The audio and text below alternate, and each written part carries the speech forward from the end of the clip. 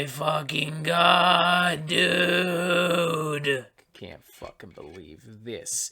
Fucking this is how I'm spending Halloween. Let's just get this over with.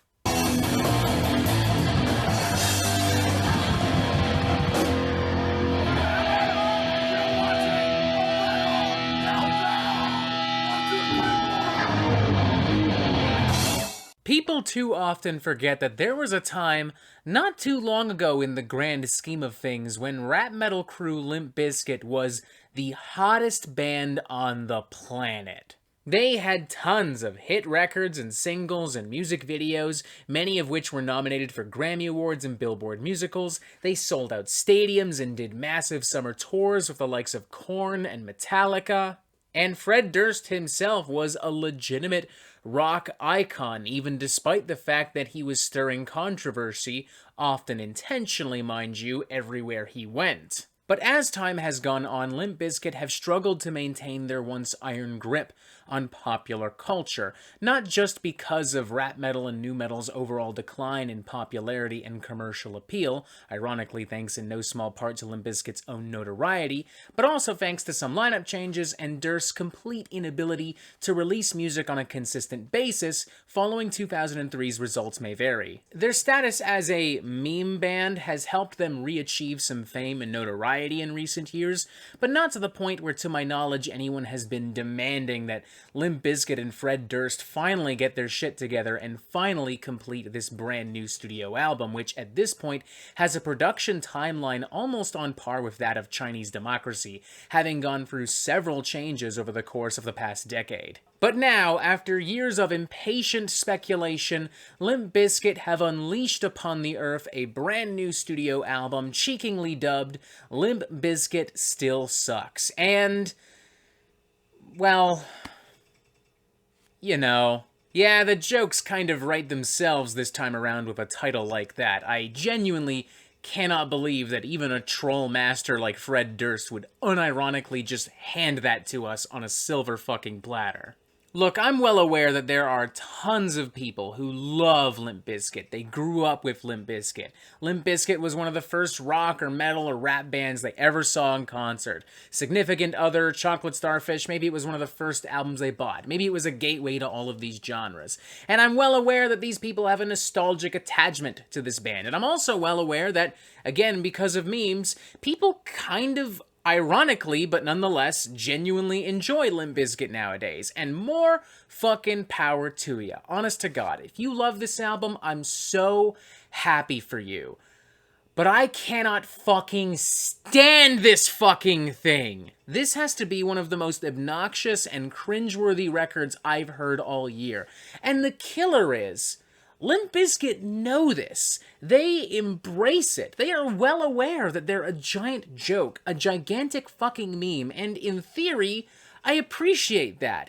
But in execution, it just makes this album all the more fucking annoying. Because now, the album essentially boils down to a nonsensical series of muddy riffs and turntable sound effects while Fred Durst goes, "Yo, you think we suck? Yo, you're fucking right, bitch!" And that's the whole fucking album. It's just half an hour's worth of that. Tracks like Out of Style and Love the Hate are perfect examples of exactly that. It's a lot of really annoying muddy grooves and lyrics where Durst is bragging about how dated their sound is, but despite that they're still such a successful and relatively well-known band.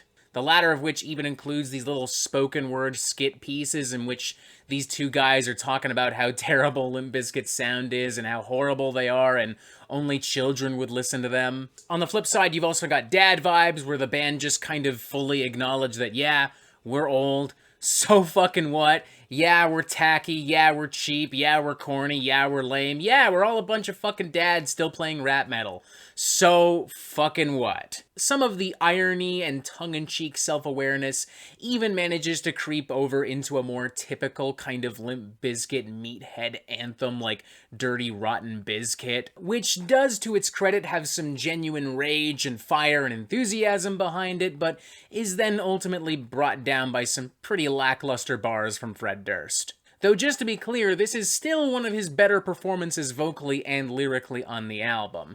His worst, believe it or not, belonged to a trio of tracks, Don't Change, You Bring Out the Worst in Me, and Goodbye. All of which are filled with more tender acoustic guitar passages, some soft-spoken clean vocals and melodies, some more traditional pop-rock style hooks. The latter track in particular, Goodbye, legitimately sounds like the kind of pop-rock tripe I might have heard in the late 90s or early 2000s. Meanwhile, You Bring Out the Worst in Me bores with its incredibly slow, monotonous, almost spacey, psychedelic soundscapes, while Don't Change just annoys, as Fred Durst almost appears to emulate the nasally vocal tones that I would expect of like a classic pop-punk tune. It's like all the things that I would expect to hear in like a super cringy fucking modern Green Day pop rock ballad, like the kind of shit that they would engineer in hopes of having a hit single. There are some classic 90s hip-hop flavors and vibes and influences that I can dig, you know.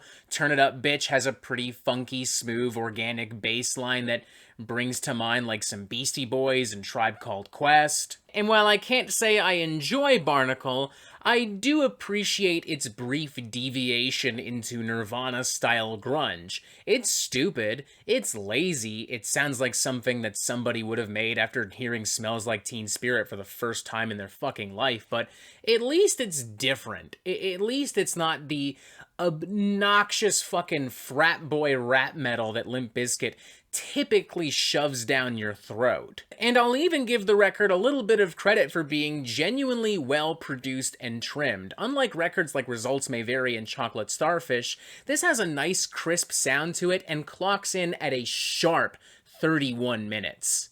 Like, it was painful, but at least it wasn't like childbirth levels of painful in the way that those records were back in their time, at least for me. There is absolutely no doubt in my mind that if you loved Limp Bizkit before, regardless as to why exactly you loved them before, ironically or otherwise, you're probably going to still love them now, and honestly, more fucking power to you. But I cannot sit here and simply pretend that I'm loving this just because Limp Bizkit suddenly has another 15 seconds of fame. Yes, it's intentionally corny and stupid and edgy. Yes, it's extremely self-aware, but that doesn't automatically make the album good. It just means that Limp Bizkit, you know, grew the fuck up and that they're now embracing how much people used to fucking hate them. And on some level, I admire that. I really fucking do. I'm almost jealous to a certain extent as to how successfully Fred Durst can still weaponize hatred and negativity.